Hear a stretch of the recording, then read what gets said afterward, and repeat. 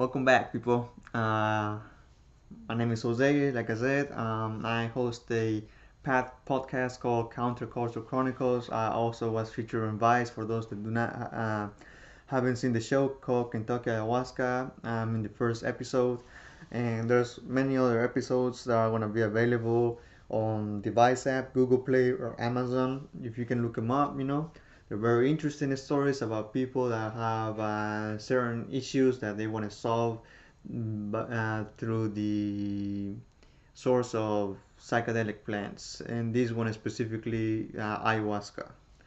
And for you that are in front of ayahuasca, it's very powerful psychedelic. It has a lot of DMT components into it, and some other particles and chemical properties. But besides that, today I want to talk about something off, something completely off. It doesn't have to do with psychedelics. It doesn't have to do with. It has to do more with the things that I have learned or that I have reflected on after my psychedelic experiences. Not simply ayahuasca, like all my psychedelic experiences. And I'm not gonna tell you exactly what I experienced because my experiences are very crazy, and I feel like everybody's experiences are crazy in the sense of like the things that you see, the things that you experience. And this is where sometimes I'm like, imagine like if Jesus or Buddha or like any other person that we consider in society as someone that has has seen it all to a certain extent, has seen the big picture of the universe. And this person had all these experiences that we also have experienced. I feel like Jesus wasn't the only one that experienced it. I don't think Buddha was the only one that experienced it, or Muhammad or Krishna or all these idols. I feel like they spend their whole life trying to figure out how to spread a message without sounding crazy or without sounding like cynical to a certain extent, because words are so limited to these things that you're able to feel or experience. And when people experience these things, they experience them, and all of a sudden they want to tell the whole world. And of course, I'm telling the whole world about these beautiful things. To a certain extent, I tell my friends, like I promote the art, I promote the practice of the psychedelics, but we can't get too crazy. We have to be balanced. We have to stay here. We have to stay in this realm, in this society to a certain extent. I mean, you can go anywhere in the world, live in whatever society, but regardless, you're still gonna you still wanna if you want to be able to change certain things or certain aspects or certain stigmas or certain things that you think you can improve, you have to be grounded. And what's gonna ground you? People. The people that think differently than you, the people that are your family, the people that you love, the people that cannot understand you though, you know, the people that might reject certain aspects of you. Those people are gonna ground you. Why are they gonna ground you? Because you know exactly what life is all about. It's not just about one point of view. It's about millions and billions. I mean, it's an unlimited points of views. Whether you're a human, you're another mammal, or you're just an atom floating in the air. So you have to think about all these things. I don't want to get too carried on, but like like I was telling, I'm not trying to like push down or like try to like control anything, but at the same time I kind of want to be like we have to understand that we can't, just because we experience or people have experienced certain things or seen certain things, we cannot just go out and yell it out in the world. I mean, you have the right, you can do it. You can do it, you know. But if you want more people to be more open about these things, you have to speak to them. And I feel like people like right now, let's say any spiritual leader or anyone that considers themselves enlightened, and it might not even be them that considers themselves enlightened or awakened or whatever you want to call it, you know. It might be the people that puts them in that place, you know. uh, this person try to speak very not eloquent, but very down to earth to a certain extent, you know. They don't want to be saying, oh, I seen beautiful things, this is amazing, you guys are missing out, blah blah blah blah, you guys should do this, you know. They try not to sound too emotional, not too cynical, because sometimes when you experience these things as well, you're like, oh shit, I guess nothing does really matter. It's whatever, you know. I mean, just nothing really matters. But it does matter. It's a paradox, and it's very hard to put it into words. So a lot of people just live it, you know. So a lot of people just experience it. A lot of people just enjoy it, you know, and that's good. That's the best way. Sometimes, like, you can explain something, because I guess I think science. I think about most of our communication between other people. It's through non-verbal cues. So that would explain a lot of things, you know. So having said that, you know, I'm in I'm my own personal journey. I feel like I have to articulate myself. You know, I love writing. I love writing poetry. I love talking to people. That's why, you know, me and my friend, which hopefully you guys have the opportunity to meet him, because we have like a lot of great things, ideas for this channel. We just have to invest a little money, you know, and try to get something beautiful to share with all of you. Uh, Me and him have a tendency to talk and to get to know people, to a certain extent question their ideas, question the way they see everything and how it's supposed to be applied. People who identify themselves with their either spirituality or their intellectuality or their achievements or their nationality or their culture, and we try to see, or we try to question outside of that, you know. We try to find place of commonality. We try to see how far our ideas can go one way or the other, you know. Because sometimes we see that our ideas can be very good, but we don't go far enough to see how bad can it be. And I kind of explained that in the last video that I showed you guys, and that's something that we have to be aware of. You know, no one is gonna share our points of views completely, and some people will definitely agree with us. And even myself, sometimes when I see people in Instagram, on Facebook, talking about chakras, talking about, you know, planets aligning, talking about constellations, talking about all these things, and how they, to a certain extent, they think, and like I say, I have to be very careful with how I say it. They think that these things have a lot to do with us as humans, you know. And I mean, if they believe it, they have the right to believe that, you know. But to a certain extent, I feel like I have yet to experience that. I have yet to like see how certain things affect us. But what can affect me can affect them, or the way they act to a certain extent, it's already affected me. So to a certain extent, their concept of believing certain things, it's manifesting right now. So what's more real than actions? This. So to a certain extent, you have to understand that we have to be very careful with what we put in our minds. And we have to understand that thinking certain things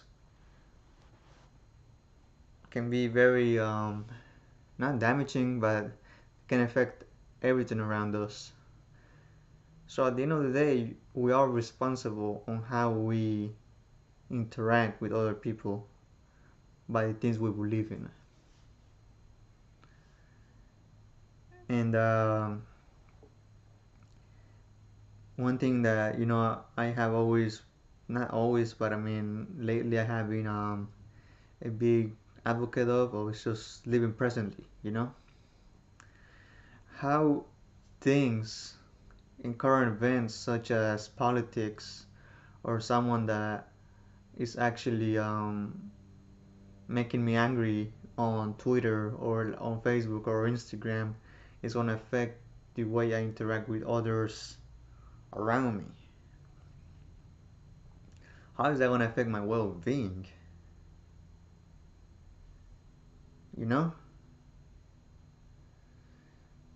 And just because I simply see this, or like I simply tend to think that these concepts of life that people are spreading are going to affect me because I disagree or agree with them, are going to affect me.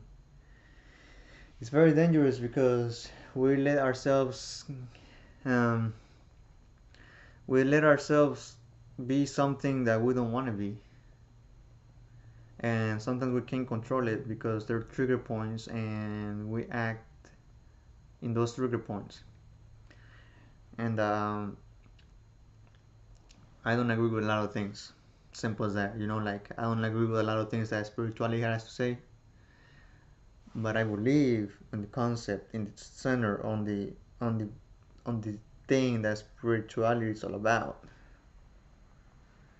You know, and if you give me the science behind it, if you give me the mechanics on how it works, and we'll try to explain it. And I know there are some things that we cannot simply explain, but I mean I can tell you how a psychedelic works and why it works and why is it working, and I can give you links and I can give you studies and I can give you all these things. But if you're just going simply by telling people that like if you grab this or you sleep with it, it's gonna help you, and I would just I would just say to a certain extent it's a placebo effect, and a placebo effect is very powerful. I'm not just saying that it's a little thing. Placebo effect is real and it's a very powerful thing. To a certain extent, I feel like it's a synonym of faith. It's someone you respect or it's someone that you admire tells you something. It might be a lie, it might be something, like just to motivate you. If it tells you, oh, lad, take this and you become healthy in 3 or 4 days, and that person takes that and that person starts feeling great, even though that person took a sugar pill. I mean, what is that? People say it's just placebo effect, but what the fuck is placebo effect? I mean, that's amazing. I feel like it's amazing, and it's okay to believe that if it's helping you. But life is more than faith, you know. Life is magical. Life is scientific. Life is life is everything, and sometimes truth hurts, and truth is absolute, and truth will tell you what it is. and you'll be heartbroken if you attach yourself to concepts of life that might just be driven by faith, by placebos, or whatever you want to call it. And faith is very beautiful. Faith changes things. But that's in you all the time, you know. I feel like faith should be inside of you, you know. Faith should be something that we we start building about ourselves, telling ourselves, well, you are capable of everything. All you gotta do is this. All you gotta do is that. All you have to do is move forward.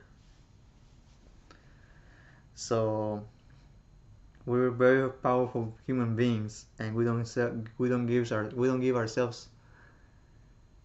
ourselves the credit enough. You know, we don't give ourselves, and sometimes we can go for. You know, we can give ourselves too much credit, and that's when I feel like you have to be balanced. You know, you have to understand that you're dependent on everything and everyone in this earth, and you're not independent from anything, and everything helps you. But just because everything helps you doesn't mean it teaches you. You know, you have to be open to actually learning and getting the message. Try to like take out those filters, and it's very hard to take out filters. It's super hard. Even for, I mean, I can think of the greatest philosopher that I heard, and I would still think that he had filters. You know, I can still think that some of his concepts are just full of crap. That's my own filter as well, you know. But I feel like everybody feels that way. But my point of view is like trying to take those filters off as much as possible, and it might take a lifetime. Hell, if you think, I guess, you know, what do you call that? Not resurrection, but reincarnation is real, or like a thing, you know, like conscious reincarnation. I mean, yeah, maybe in the next life you have less filters, or you know, like be more open.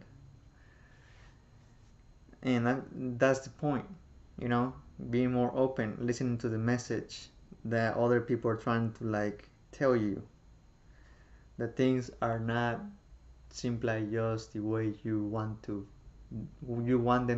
to be. The validation shouldn't be seeked outside of you. It should be in here.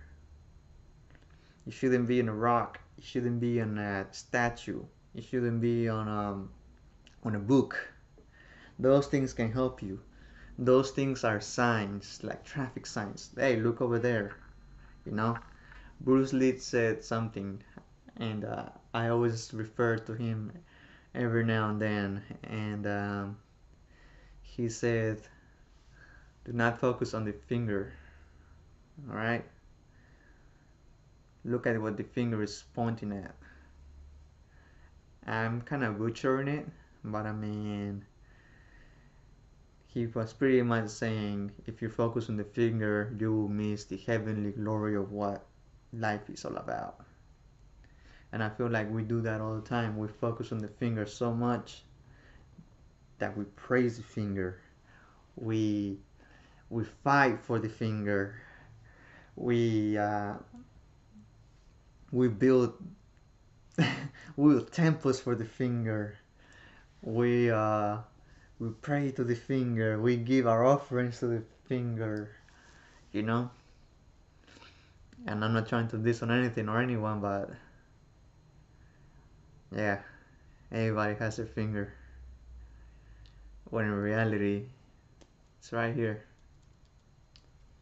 Anyways, people, I just wanted to like talk to you guys about that, and I will be talking a little bit more deeper in this about this subject later on. You know, like about the things that I think, whether it's racism, whether it's social justice issues, whether it's internal issues, I feel like it all boils down to one thing, and very very complicated to explain.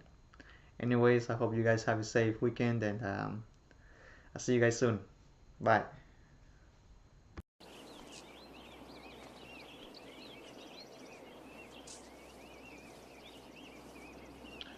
Kick me. Kick me.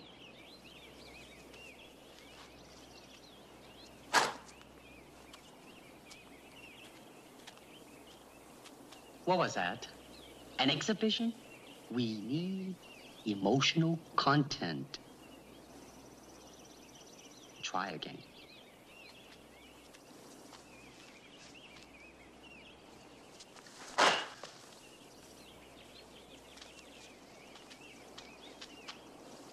I said emotional content, not anger. Now try again. With me.